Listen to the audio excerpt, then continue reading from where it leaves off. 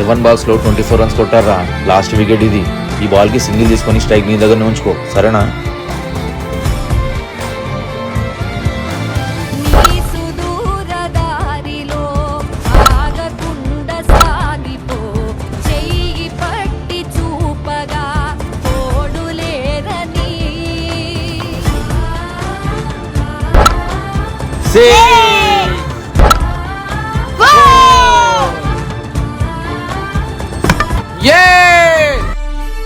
Shut.